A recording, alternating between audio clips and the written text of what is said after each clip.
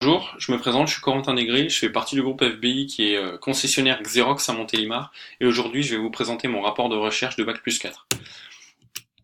Donc dans un premier temps, je vais vous présenter le groupe FBI en lui-même.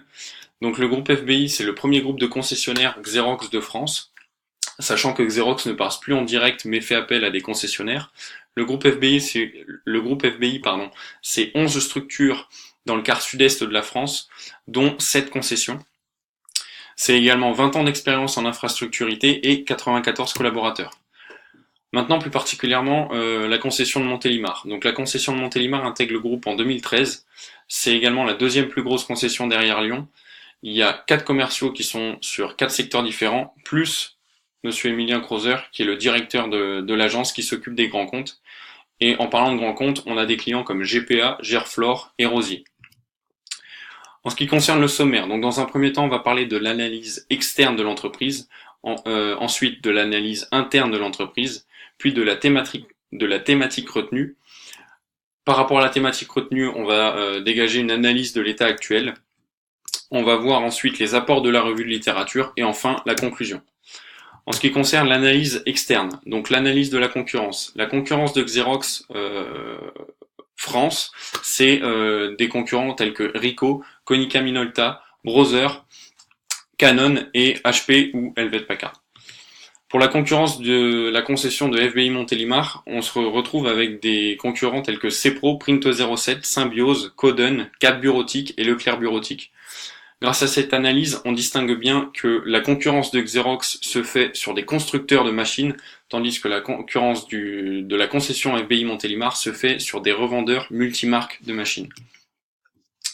Enfin, l'analyse Pestel. Donc, dans un premier temps, pour la partie politique, la production se fait aux USA, ce qui engendre des frais de douane.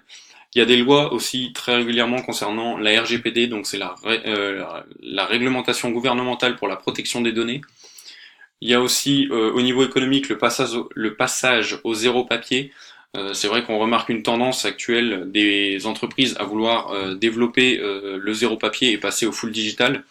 Il y a aussi une constante évolution du marché. On voit que ça soit pour les consommateurs ou les fabricants, le marché évolue constamment.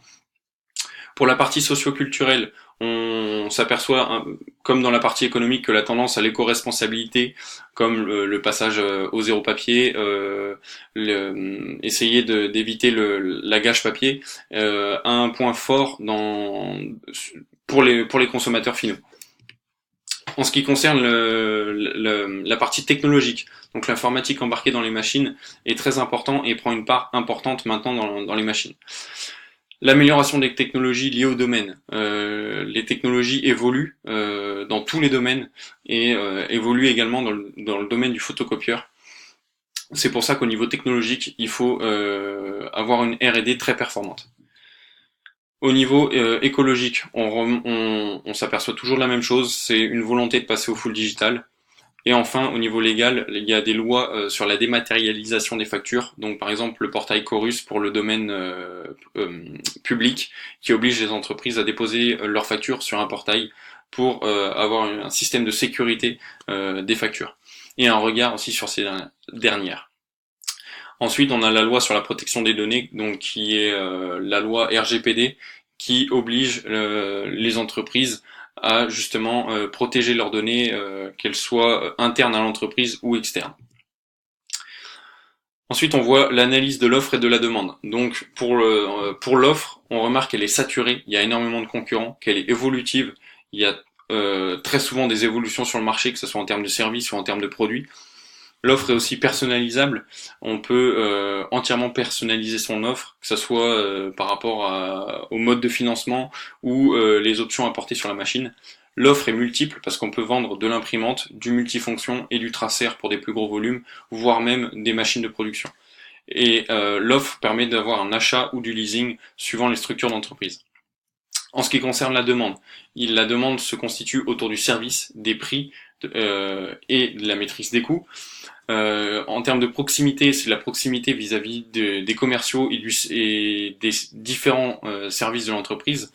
Il y a aussi une demande pour la personnalisation des offres, que ça soit, comme on l'a dit, en termes de financement, voire d'options. Et la dernière demande, qui est la plus importante, c'est la productivité en termes de temps d'impression et de volume d'impression.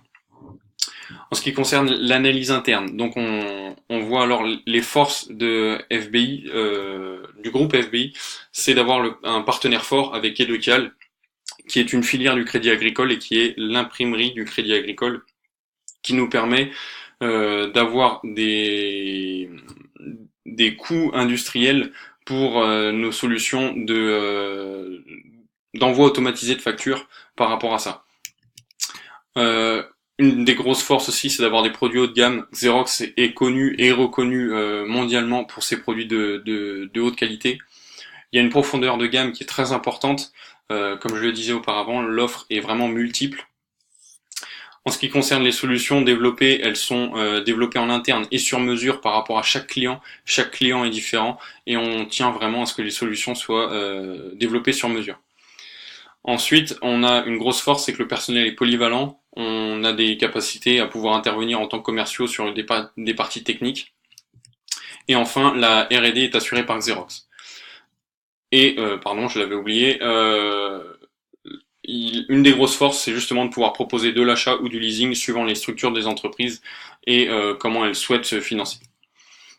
En ce qui concerne les faiblesses, donc on est entièrement dépendant à Xerox. On a des prix très élevés qui peuvent souvent, voire qui sont souvent supérieurs au marché. On a des délais de livraison allant de 1 mois à 1 mois et demi suivant les périodes. On a aussi des difficultés à recruter et à former des commerciaux, que ce soit dans notre secteur ou dans d'autres secteurs. Le recrutement de commerciaux est très compliqué. Il y a également un fort investissement dans la force de vente.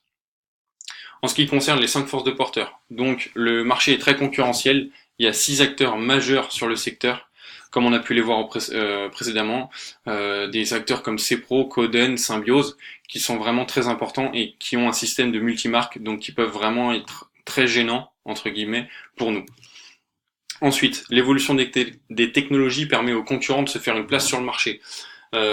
C'est vraiment ce qui permet à des gens ou à des entreprises de rentrer sur le marché et d'avoir un système de multimarque qui permet vraiment de couvrir une plus grosse zone sur le marché. Ensuite, les clients peuvent faire appel à une multitude d'autres prestataires. Donc le pouvoir de négociation client est très fort parce que, comme on a pu le voir, on n'est vraiment pas les seuls sur le marché. C'est pas un marché de niche, au contraire. Ensuite, il y a une dépendance intégrale vis-à-vis de Xerox, donc le pouvoir de négociation fournisseur est très faible parce qu'on est une concession Xerox et on vend du Xerox. Et enfin, les produits de substitution, on parle alors de GED, donc qui est la gestion des documents. C'est vraiment un axe très important à développer pour justement se différencier. La thématique retenue. Donc j'ai choisi de retenir le besoin d'amélioration des services au niveau du rapport qualité-prix pour justement arriver à dégager un axe de réflexion autour de la différenciation, non pas sur le prix, mais sur les services. En ce qui concerne l'analyse de l'état actuel, aujourd'hui chez FBI, on a un SAV national, on a 14 techniciens spécialisés sur le secteur, on a un délai d'intervention maximum de 24 heures pour les entreprises. En ce qui concerne les services concurrents ont aussi une hotline, ont des techniciens mais qui doivent gérer plusieurs marques, donc c'est des techniciens qui doivent vraiment être très polyvalents et c'est un peu plus compliqué à gérer. Et enfin, il y a des concurrents qui ont des services de téléphonie, ce qui leur permet de rentrer parfois plus facilement chez des clients. Pour l'apport de la revue de littérature, les services clients au service du produit. Donc Führer nous disait que les services sont complémentaires. En effet, les services sont complémentaires par rapport aux produits. C'est vraiment un axe à développer pour les entreprises et on le remarque beaucoup plus. Les entreprises, certes, font des produits innovants et performants, mais ils essayent au maximum d'avoir des services qui sont en lien avec ces objectifs. On a des services qui valorisent le produit. Aujourd'hui, un produit seul a une valeur, mais un produit avec un service a vraiment une valeur ajoutée et vraiment permet de se différencier par rapport à un produit seul. Les services attirent les clients. Les clients ne regardent pas plus forcément le prix, mais regardent vraiment tout ce qu'il y a autour. Et on pourrait parler alors de package. Utiliser le service comme produit d'appel. Le service est vraiment ce qu'on va marketer. Maintenant, on market vraiment un peu plus le service que le produit, et du coup, c'est vraiment ce qui peut permettre aux clients de se diriger vers l'entreprise. Le service client comme facteur de différenciation. Donc, Xavier Lucron disait différenciez-vous par les services associés. C'est vraiment dans le but de trouver d'autres manières de se différencier de la concurrence, surtout dans un marché hyper concurrentiel comme on a pu le voir. Les services sont vraiment une valeur ajoutée et permettent profondément de se différencier de la concurrence et d'avoir une réelle valeur ajoutée et surtout une image de marque très importante. Comme on a pu le voir, la différenciation par les prix ne suffit plus. Un prix seul avec un produit ne peut plus justifier autant d'importance aux yeux du client que un produit avec un service. La satisfaction client, c'est un avantage concurrentiel. Comme on a pu le voir, les clients satisfaits vont en parler autour d'eux et vont vraiment nous amener d'autres clients. Ce qui peut réellement être un avantage, parce qu'un client satisfait va nous apporter du chiffre d'affaires, va être fidélisé, et du coup, ça sera moins cher à garder, parce qu'un client à garder est moins cher qu'un client à capter. Enfin, Aurélie Laborde et Maud Dampera disaient que les services ont un rôle majeur dans la stratégie de différenciation. Donc ça rejoint un peu ce que disait Xavier Lucron. C'est vraiment que une entreprise doit se différencier, certes, mais autrement maintenant que par le prix. La connaissance de son client, c'est un levier de performance. Vocalcom, c'est un site internet qui disait la base de données, c'est une nécessité pour toute entreprise. Comme on a pu le voir, les services, certes, sont très importants, la satisfaction également, mais pour que le client soit satisfait, il faut le connaître. Pour le connaître, il faut une base de données, et du coup, il faut que les commerciaux aient une remontée d'informations performante. La connaissance client, c'est la connaissance de ses besoins et de ses attentes. Comme on a pu le voir juste avant, un CRM très informé va nous permettre de connaître les besoins du client et ses attentes et de pouvoir y répondre plus facilement. Ensuite, un levier de performance, c'est la marketing du service. Aujourd'hui, le marketing est axé sur le produit, commence vraiment à être axé sur le service également, et à terme, je pense, sera beaucoup plus centré sur le service, ce qui peut vraiment être une valeur ajoutée pour l'entreprise. Et enfin, on parle des symétries d'attention, c'est-à-dire que pour qu'un client soit satisfait, il faut également que les employés soient satisfaits pour pouvoir justement véhiculer cette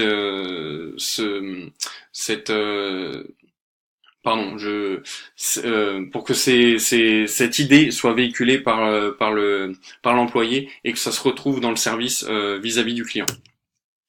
Enfin, les valeurs de l'entreprise au profit de la relation client. Donc les normes ISO, c'est donc généré par l'Organisation internationale de normalisation. C'est vraiment très important pour les entreprises et c'est ce qui va faire que les clients peuvent se reconnaître dans les valeurs de l'entreprise. Les valeurs reflètent la qualité des services. On peut s'apercevoir que les valeurs que vont véhiculer les entreprises vont engendrer une qualité de service très importante et qui peut vraiment se démarquer de la concurrence. Les valeurs telles que l'éco-responsabilité sont très appréciées de la part des clients et peuvent vraiment avoir un rôle énorme dans la différenciation. Enfin, la confiance. La confiance client, c'est vraiment quelque chose qui peut être très important pour nous et nous apporter du chiffre d'affaires. Et en dernier, on parle des engagements tels que l'éco-responsabilité, les normes.